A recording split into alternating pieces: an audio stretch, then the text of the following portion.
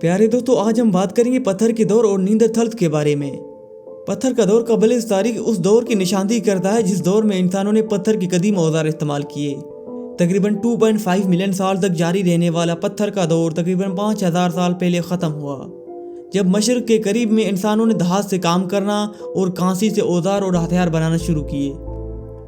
पत्थर के ज़माने के दौरान इंसानों ने सयारे को मादूम होने वाले होमिनिन रिश्तेदारों की एक बहुत बड़ी तादाद के साथ बांट दिया, जिनमें नींदरथल और डेनोसॉर्न्स भी शामिल हैं।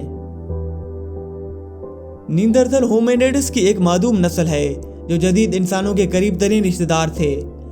वो तकरीबन 4 लाख साल से तकरीबन 40,000 साल पहले तक पूरे यूरोप और एशिया के कुछ हिस्सों में रहते थे, और वो बर्फानी दौर के बड़े जानवरों का शिकार करने में भी माहिर थे। इस बात की कुछ शवाहिद मौजूद हैं कि नींदरथल जदीद इंसानों के साथ जुड़े हुए हैं।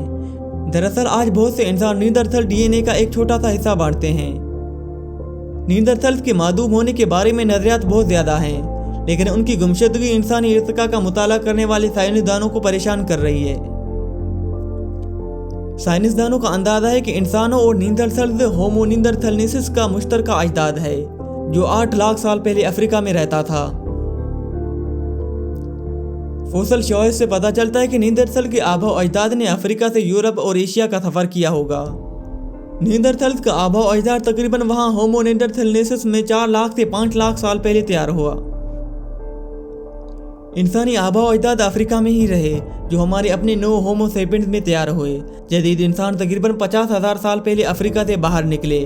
हो सकता है कि दोनों ग्रोहों के दरमियान दोबारा क्रॉस रास्ते ना हुए। 1829 में बेल्जियम के एनएफके के करीब एक गार में नींदरथल बच्चे की खोपड़ी मिला। ये आज तक का सबसे पहला नींदरथल फोसल था, और इसके बाद हालांकि खोपड़ी को कई दहाइयों बाद तक नींदरथल से ताल्लुक के तौर पर तस्लीम नहीं किया गया था। जर्मन के शहर डिसलडोर्फ के करीब दरियाई डिसल के एक छोटे वादी फील्ड होफर गार में चूना और पत्थर काटने वाले क्वारी वर्कर्स को कुछ हड्डियां मिली, और 1826 में उन्हें नींदरथल की हड्डियों के तौर पर शनाख्त किया गया।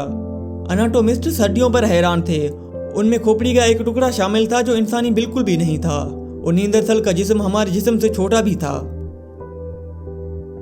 1957 में जर्मन माहिर एनाटोमिस्ट हार्मन शाफाउन ने कहा कि नींदरथल का ताल्लुक कदीमी इंसानों की वहशी नस्ल से है, लेकिन 7 साल बाद आयरिश माहिरीन अर्दियात वलीम किंग ने यह नतीजा अख्ज़ किया कि नींदरथल फोसल इंसान नहीं थे, और ये एक अलग नौ से ताल्लुक रखते थे जिसका नाम इसने होमो नींदरथलनेसिस रखा था। फोसल शवाहिद से पता चलता है कि नींदरथल इब्तदाई इंसानों की तरह पत्थर और हड्डियों से जदीद औजारों के एक दर्जाबंदी करते थे। उनमें छोटे ब्लेड और हाथ की कुल्हाड़ी भी शामिल थी, जो जानवरों के खाल से गोश्त और चर्बी को निकालने के लिए इस्तेमाल होती थी। नींदरथल हुनरमंद शिकारी थे, जिन्होंने बर्फानी दौर के बड़े मुमालिया जानवरों जैसे कि मेमेथिक और ऊनी गेंडे को मारने के लिए नींदों का इस्तेमाल किया। नींदरथल की दिमाग इंसानी दिमाग से बड़ी थी, हालांकि उसका मतलब ये नहीं कि वो ज्यादा होशियार थे। ज्यादातर मुहक्किकीन इस बात पर मुत्तफिक हैं कि जदीद इंसानों और नींदरथल के दरमियान जिनसी ताल्लुकात शाज़ व नादर ही वाक़ होती है। उनकी वजह से जदीद इंसानों में नींदरथल की डीएनए की थोड़ी सी मिकदार शामिल है। यूरोपीय और एशियाई नस्ल के लोगों के पास एक अंदाजे के मुताबिक 2% नींदरथल डीएनए है, लेकिन मकामी अफ्रीकियों के पास नींदरथल का डीएनए बहुत कम है। नींदरथल का इस जमीन से गायब हो जाना एक दिलचस्प और अब तक पूरी तरह हल न होने वाला मुअम्मा है। साइंसदानों ने कई नजरिए पेश किए हैं कि नींदरथल आखिरकार क्यों और कैसे खत्म हुए। तकरीबन 40,000 साल पहले जमीन पर एक बहुत बड़ी माहौलियाती तब्दीली आई। सर्द मौसम यानी आइस एज के बाद का शदीद बदलता हुआ मौसम नींदरथल की बका के लिए मुश्किल बन गया। उनके शिकार के जानवर कम हो गए और खुराक हासिल करना मुश्किल हो गया, और जदीद इंसान अफ्रीका से यूरोप और एशिया की तरफ हिजरत करके पहुंचे तो वो नींदरथल के इलाकों में आबाद होने लगे।